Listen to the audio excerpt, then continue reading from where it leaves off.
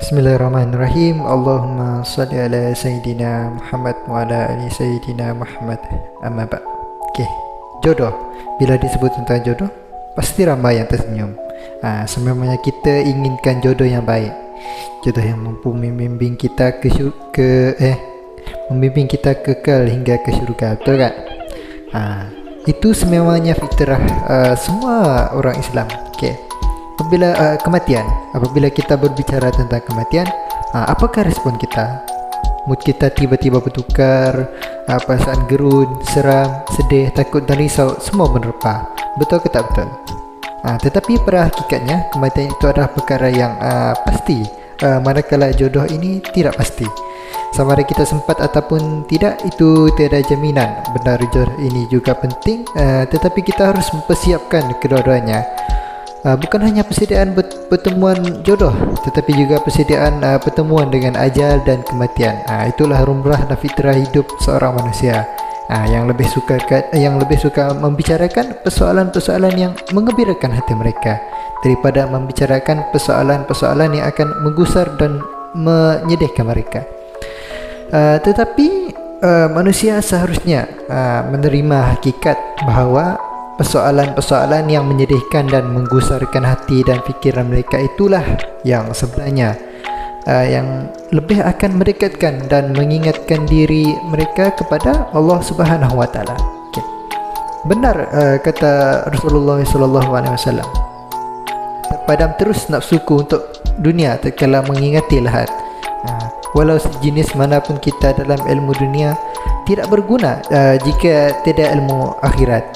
Kenapa? Kerana ilmu akhirat akan dibawa ke akhirat, manakala ilmu dia hanya untuk digunakan di dunia sahaja. Okay. Sabda Rasulullah SAW, secerdik-cerdik manusia adalah orang yang paling banyak ingatannya pada mati, serta banyak bersiap untuk menghadapi kematian. Mereka itulah orang-orang yang benar, cerdik, dan mereka pergi ke alam barzakh dengan membawa kemuliaan dunia dan kemuliaan akhirat. Mereka bawa dua-dua. Allah Subhanahu Wa Taala telah menyatakan di dalam Al-Quran, dan setiap umat mempunyai ajal, iaitu batas waktu. Apabila ajalnya tiba, mereka tidak dapat meminta penundaan ataupun mempercepatkan sesaat sekalipun. Surah Al-A'raf ayat ke-34. Firman Allah Subhanahu Wa Taala lagi, di manapun kamu berada, kematian pasti akan mendapatkan kamu, kendati pun kamu berada di dalam benteng yang kukuh dan tinggi. Dalam surah An-Nisa ayat ke-78. Semasa di alam sana pula, kita tidak akan mengenali satu sama lain, maupun keluarga, jiran ataupun sahabat. Penentuan sama ada ke syurga ataupun neraka itu hanya mengikut amalan kita semasa di dunia ini. Allah cukupkan amalan kita selama ini. Allah Subhanahu Wa Taala pernah berfirman, dan sesungguhnya telah akan kami isi neraka jahanam banyak di kalangan jin manusia. Mereka memiliki hati tetapi tidak dipergunakannya untuk memahami ayat-ayat Allah, dan mereka memiliki mata tetapi tidak dipergunakannya untuk melihat tanda-tanda kekuasaan Allah SWT. Mereka mempunyai telinga tetapi tidak mempergunakannya untuk mendengarkan ayat-ayat Allah. Mereka seperti haiwan terakan. Kita ni seperti haiwan terakan jika tidak menggunakan panca indera. Bahkan lebih sesat lagi, mereka itulah orang-orang yang lengah.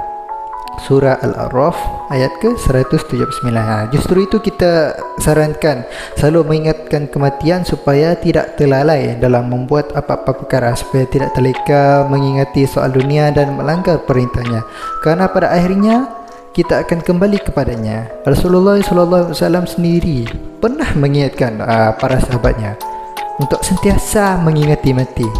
Sabda Rasulullah SAW, perbanyakkanlah mengingati perkara yang memusnahkan kelazatan dunia. Iaitu apa? Iaitu mati.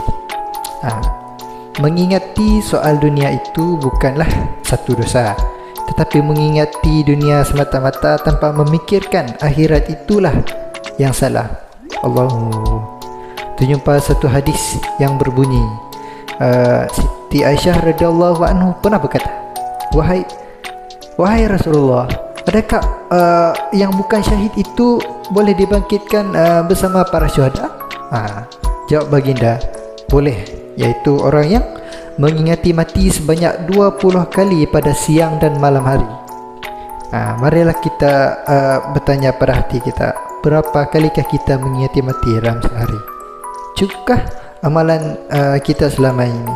Allahu, dua perkara yang kita pandang sangat berbeza antara satu sama lain, di mana seringkali kita bercakap mengenai berkenaan satu tanpa mengaitkan dengan yang satu lagi ini. Mungkin kita berbicara soal jodoh dan dikaitkan pula dengan kematian, dan agak sukar untuk kita bicara soal kematian, ajal yang mengaitkannya dengan jodoh, kan?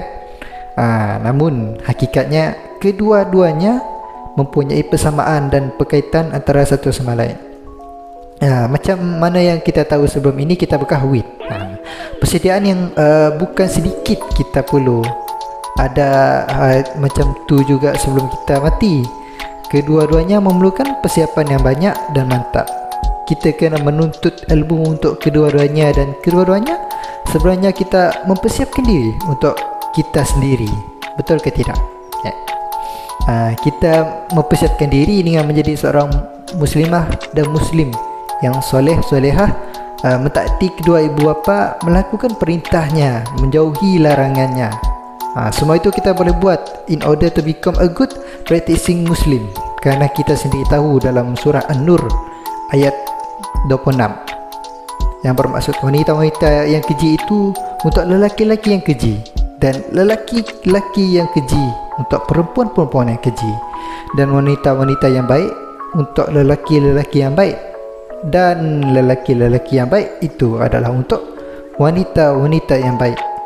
Kita perlu menjadi mukmin yang soleh-solehah untuk kita dapat jodoh yang baik yang akan tentukan syurga neraka kita. Sedar tak kita bahawa sebenarnya benda yang sama kita patut buat untuk mati dengan baik, insya-Allah, dengan mentaati perintahnya dan meninggalkan larangannya, amal soleh kita. Jadi as long as kita pegang prinsip, insya-Allah yang terbaik menanti kita. Seperti yang kita tahu dari ketentuan takdir, jodoh, pertemuan, ajal, maut, rezeki, yang semua itu di tangan Allah SWT. Namun manusia tidak mampu menjangkau keputusan takdir Allah itu terhadap dirinya, kerana ia merupakan hak dan ketetapan Allah SWT. Itu sebabnya Allah menyuruh manusia bekerja dan berikhtiar dalam menuju kepada ketentuan takdir yang telah ditetapkan. Langkah utama untuk mencari jodoh, yang pertama, dengar baik-baik, berdoa dengan bersungguh-sungguh, berusaha dengan cara yang ditetapkan oleh Islam, dan bertawakal kepada Allah SWT. Sabda Rasulullah SAW, secerdik-cerdik manusia adalah orang yang paling banyak ingatannya kepada mati, serta banyak bersiap menghadapi kematian. Mereka itulah orang yang cerdik, dan mereka pergi ke alam malakut dengan membawa kemuliaan. Kemuliaan apa? Kemuliaan dunia dan kemuliaan akhirat. Sama macam jodoh juga, ada yang banyak persediaan yang kita boleh lakukan untuk mempersiapkan diri kita untuk bertemu dengannya. Yang kedua, sentiasa beristighfar dan bertaubat kepadanya. Firman Allah Subhanahu wa taala, dan tidaklah Allah akan mengazabkan mereka sedangkan mereka meminta ampun, yakni beristighfar. Surah Al-Anfal ayat ke-3. Yang ketiga, betulkan solatmu dan cuba untuk khusyuk. Faham? Sabda Rasulullah SAW, sesungguhnya amalan yang mula-mula sekali dihisap seseorang pada hari kiamat ialah mengenai solat. Jika solatnya diterima, maka sesungguhnya beruntung dan berjayalah ia. Yang keempat, selesaikan semua hutang. Roh seorang mukmin itu tergantung-gantung dan dihalang dari tempat yang mulia dengan sebab apa? Dengan sebab hutangnya, sehinggalah hutang itu dilunaskan. Hadis riwayat Imam At-Tirmizi. Yang kelima, banyakkan bersedekah. Kerana daripada Abu Hurairah radhiyallahu anhu, sabda Rasulullah sallallahu alaihi wasallam bermaksud, apabila seorang itu mati, putuslah amalannya kecuali 3, iaitu apa? Sedekah jariah, ilmu yang memberi faedah kepada orang lain, atau anak yang soleh yang mendoakan, yang berdoa untuknya. Okey. Yang keenam, ilmu yang bermanfaat. Siapa yang mengajak ke jalan hidayah, maka baginya dari pahala seperti pahala sebanyak pahala pengikutnya, dan tidak mengurangi sedikit pun dari pahala mereka. Dan sesiapa yang mengajak ke jalan sesat, maka menanggung dosa sebanyak-banyak dosa pengikut, dan tidak mengurangi dosa mereka sedikit pun. Okey, faham? Okey, yang ketujuh, meminta maaf kepada semua orang yang kita melakukan dosa kepadanya. Di sini kita dapat simpulkan bahawa jodoh dan kematian, walaupun kedua-duanya merupakan aturan Allah, tiada alasan untuk kita tidak mempersiapkan diri. Demi apa? Demi memperoleh apa yang terbaik di dunia dan lebih-lebih lagi di akhirat. Pentingnya kedua-dua ini kerana kedua-duanya boleh menyebabkan kita terjerumus sama ada ke dalam neraka ataupun membawa kita ke syurganya yang pasti, insya-Allah. Moga Allah redha terhadap kita. Okey, sekian saja daripada saya. Assalamualaikum warahmatullahi wabarakatuh. Harap perkongsian ini memberi manfaat kepada semua kita, semua pendengar. Sekian, terima kasih.